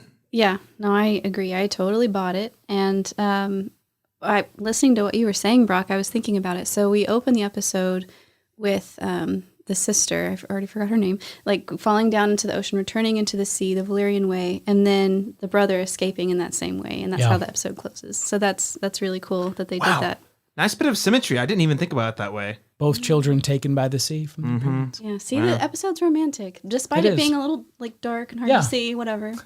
They set the mood. It was an artistic, exactly. It was an artistic choice. Daniel, any thoughts on the specific sequence here? I mean, yeah, I bought it too. I thought, oh my gosh, I can't believe Rhaenyra and Daemon are actually, well, not Daemon, but Rhaenyra is actually doing this. And then it switches at the end to like, wow, like this was a brilliant plan. Now again, like because he is alive, there's always that like subtle idea, like could someone find him out there and they find out that he's alive or whatever. But that was it was a really brilliant misdirection, I think. It is really sad for Corlys and Rhaenys, because from their perspective, they just lost their final, their last child, and that's like heartbreaking for them. But I mean, we get the nice little nugget of getting to know that he did make it out, and he's gonna, potentially go out and just live a happy life with his lover. So I feel like that was a really, really well thought out plan that really worked out for them in the end. Go ahead. So did you guys get vibes of the farm boys that burned and the body was unrecognizable? Yes. Okay. So yes, because I did have one really what I would consider very important question about this. I'm very glad it wasn't Lenore who got roasted to fire, but who did they roast instead? Someone died. Yeah. It's like, was it that boy who went to get the guards? Like, who was it? Who was it? If you think about this, yes, it was Rhaenyra's idea, but the fact that Daemon went along with it, knowing that there are people out there that know, and that he didn't like somehow go behind her and kill both of them and just say that they escaped, that also shows a little bit of, his true intentions with her to like be, not a good person, but a person that like respects her and respects like, what she wants and aligns himself with that. Almost like a Corlys and Rhaenys. I think it's a good match. Yeah. I mean, other than, the incest, it's a good match. Other than that. So we're about to wrap up, but one character that we didn't acknowledge yet in this episode, who is, again, more of a background character, but I think we should at least call it out because he does get one scene with Alicent at the end. Wildcard. Is the Larys Strong, who shows up and he says, hey, I don't know what's going on exactly, but just know if you ever need me, here's my card. Give me a call.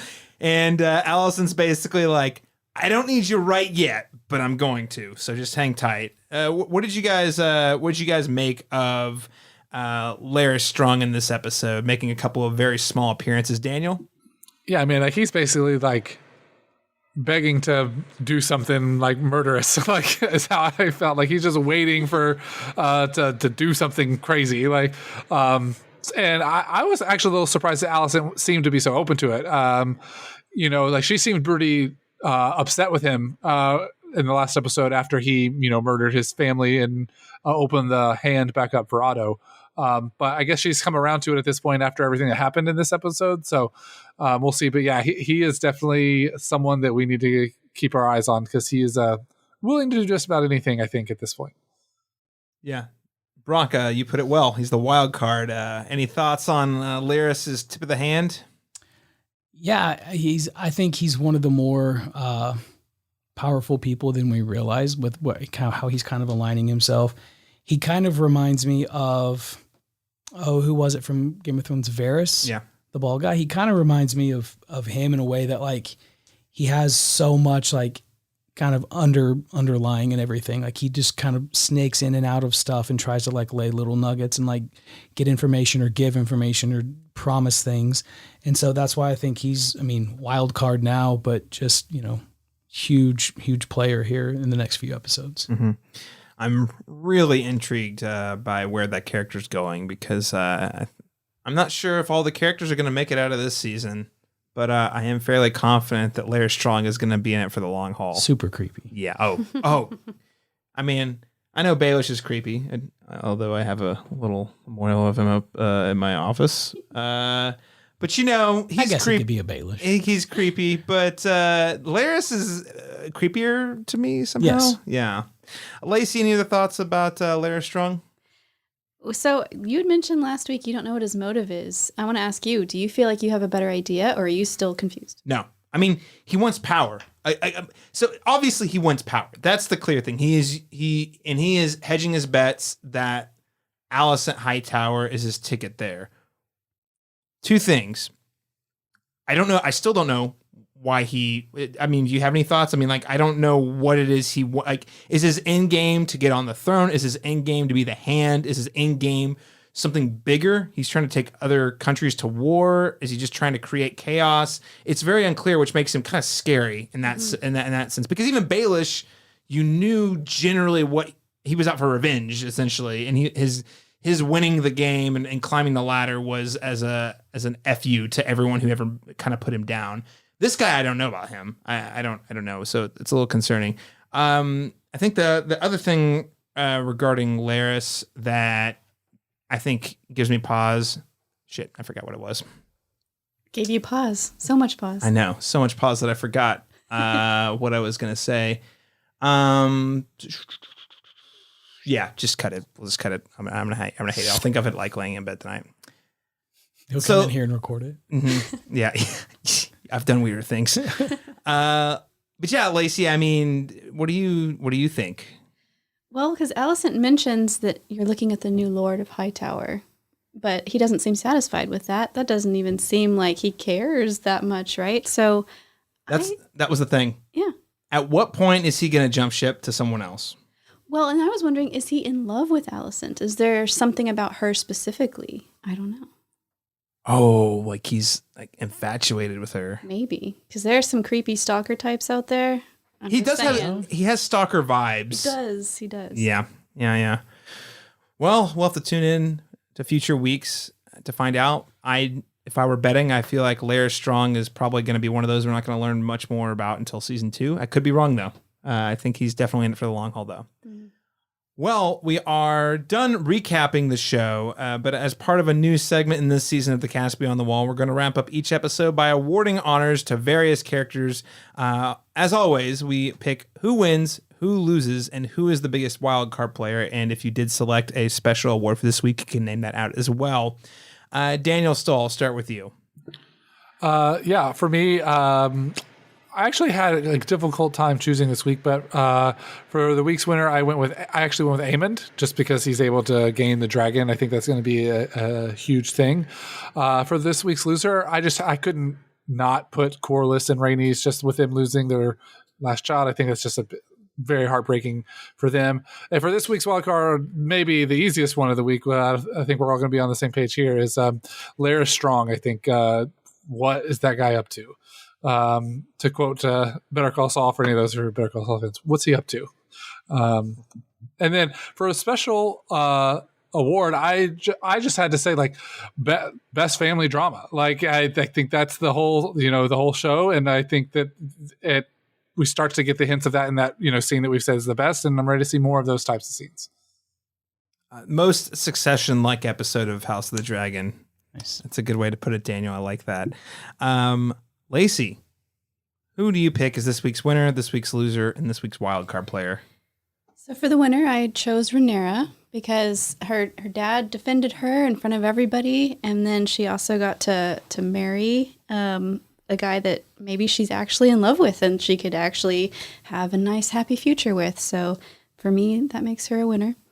The loser, I'm going to say, is Alicent, because she definitely looked kind of crazy in front of everybody, and she's going to have maybe a difficult time walking back from some of that. And it kind of seems like they're going to set her up for maybe killing Lenore.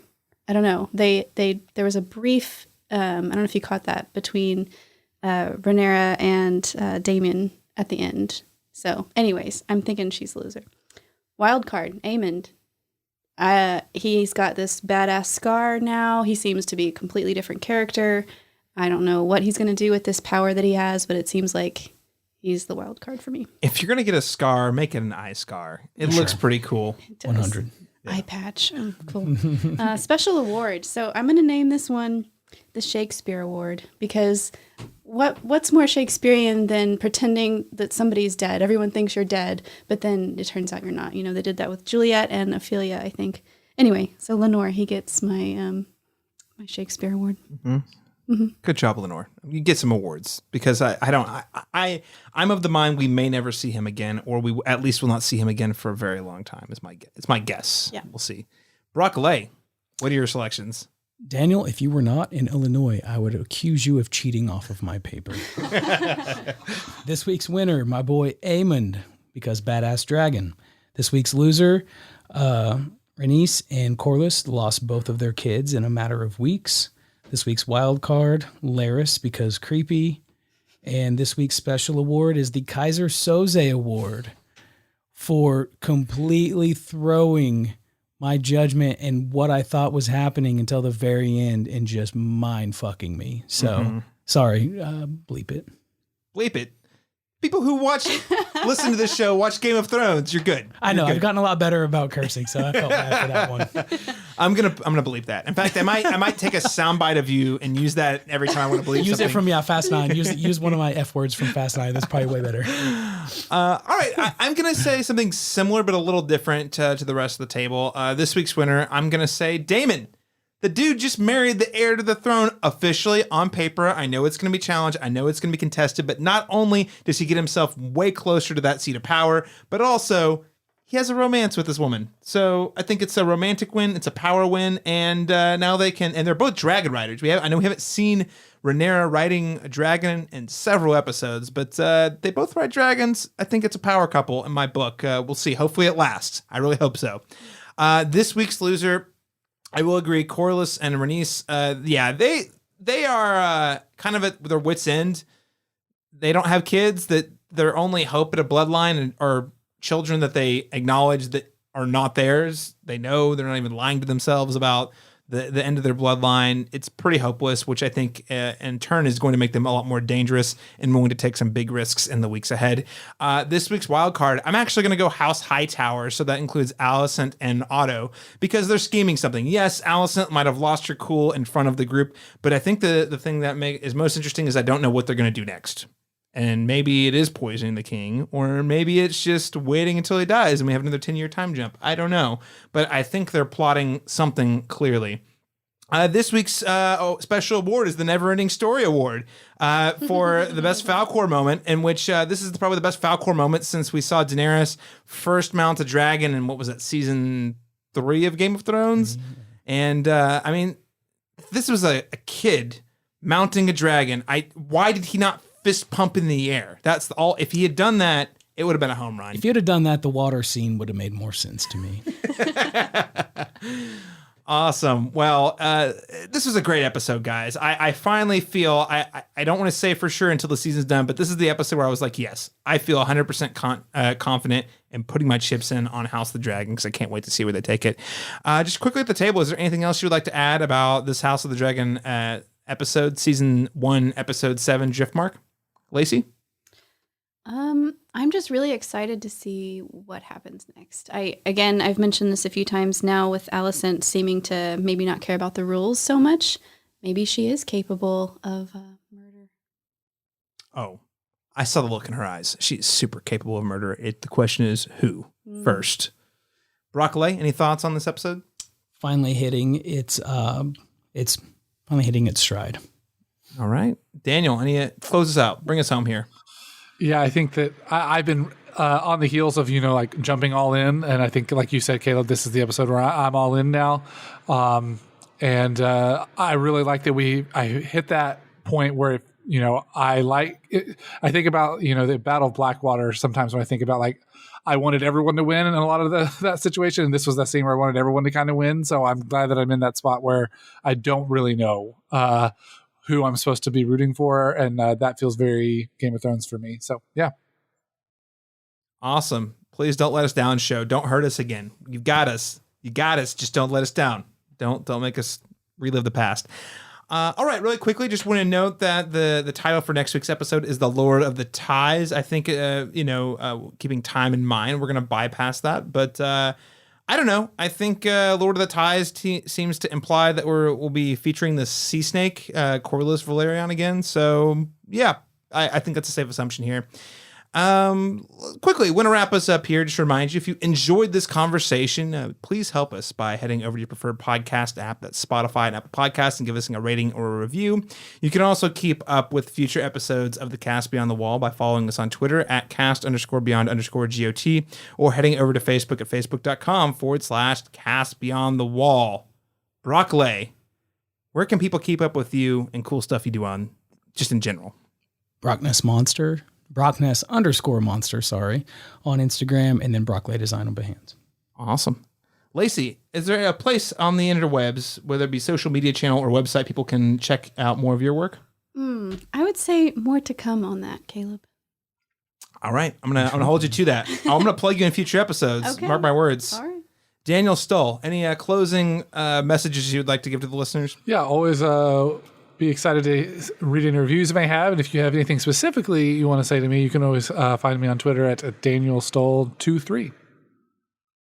And of course, you can find me tweeting about films, televisions, and video games. Honestly, mostly House of the Dragon and movies these days, but that's over on Twitter at CMastersTalk. That's letter C Masters Talk. You can also find me doing a bi-monthly podcast over talking about movies and film review and film analysis. In fact, we had a couple of episodes this year in which Brock Lay was a special guest. We did a whole Scream retrospective early this year, followed by a Scream 5 or 5 Cream review, as well as, oh gosh, what was it we did in June this year? It was We did Batman. We did Batman. We did something we did in June.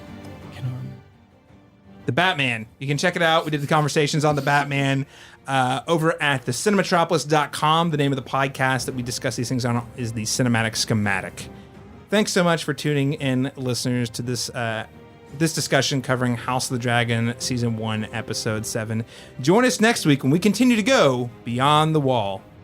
And until then, history does not remember blood. It remembers the terrible jokes that you told on a podcast.